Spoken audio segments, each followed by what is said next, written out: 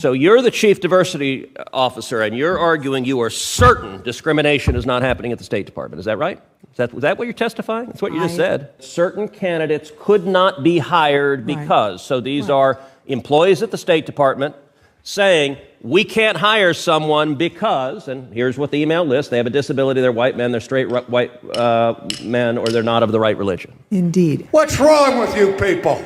Today, I'm breaking down one of the most explosive Senate hearing moments I've seen in a long time. Senator Ted Cruz confronted the State Department's chief diversity officer over an internal email that allegedly claimed certain candidates could not be hired because they were disabled, white men, straight white men, or of the wrong religion. What happened next left the hearing room stunned. The official said she had never seen the email before. Cruz wasn't buying it, and he pressed her repeatedly on whether discrimination was happening under her watch. This exchange has now become a flashpoint in the national debate over DEI policies, merit-based hiring, and whether federal agencies are treating all applicants equally under the law. Stay with me because I'm going to walk through the key moments, the legal implications, and why this hearing is generating so much reaction across the country. Mr. Chairman, Ambassador Abercrombie Winstanley. The Biden administration, I believe, is staffed by radicals.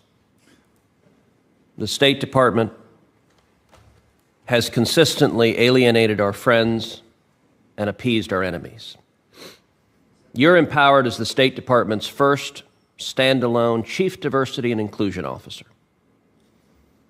Your mandate is to promote a concept on the left called equity, which I think is nothing more than brazen discrimination.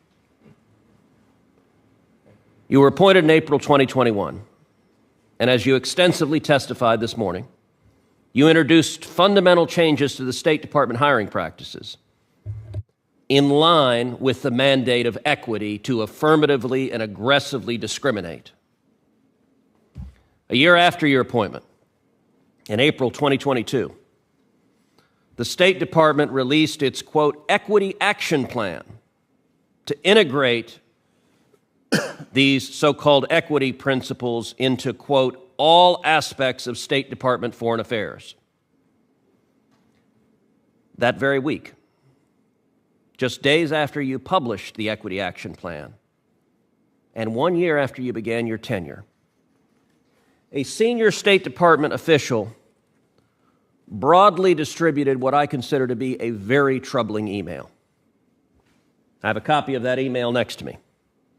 Let me read from a part of the email.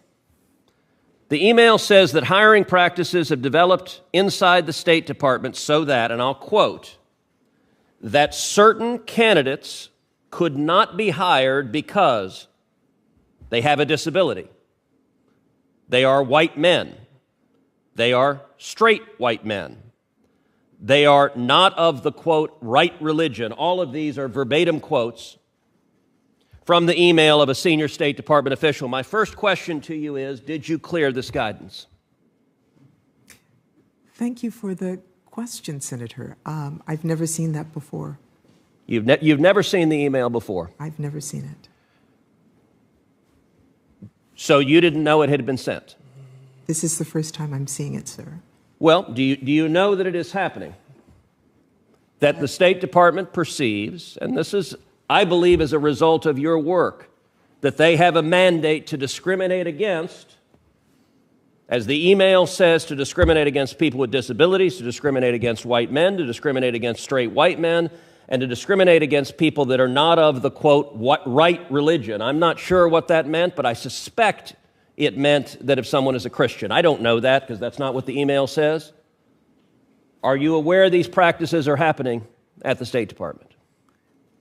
Again, thank you for the question. I am definite and certain that they are not happening at the State Department. But again... So do you believe the senior State Department official who sent this email was lying? Senator, I can't comment on, I don't know who that's from. I don't know if it's...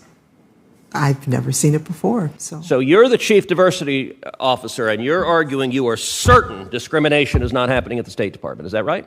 Is that what you're testifying? That's what you just said. I am saying that it is against the law, and we certainly are not overtly or on purpose breaking the law in the Department of State. Certainly, there are members of our organization who do discriminate, who do harass, who do bully, which is why we are trying to put in place programs to address it and to strengthen accountability for those who do indeed break the law. So you didn't clear this guidance, and after it was sent, you're testifying now that you remained unaware of it, so no one showed it to you.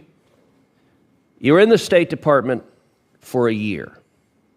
You were empowered in your position in an unprecedented way. In your testimony, you talked about creating a DEIA data working group about hiring practices and a dedicated DEIA core precept.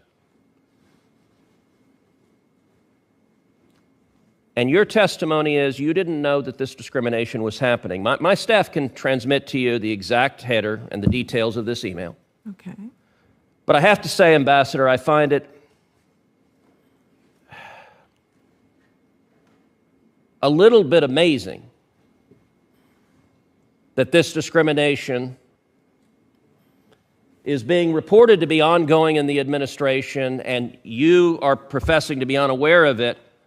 I'm reminded from a line from the movie Office Space. What would you say you do around here? What is your job if not to stop discrimination? And unfortunately, I believe what your job in practice is encouraging this discrimination.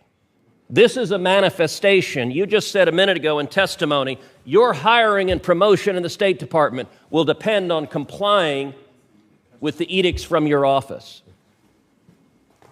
Is it good for the State Department and good for the United States government to be actively discriminating based on disability, based on race, based on being straight white man, or based on not being the right religion? Is that good or bad?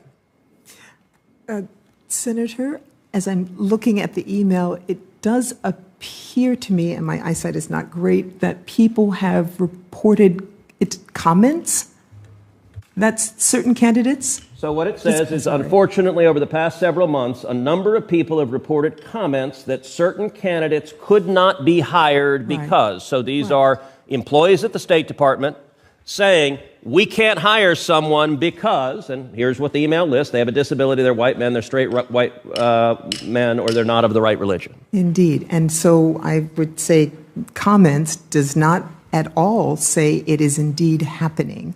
Comments from hiring people saying we can't hire. Here's my takeaway.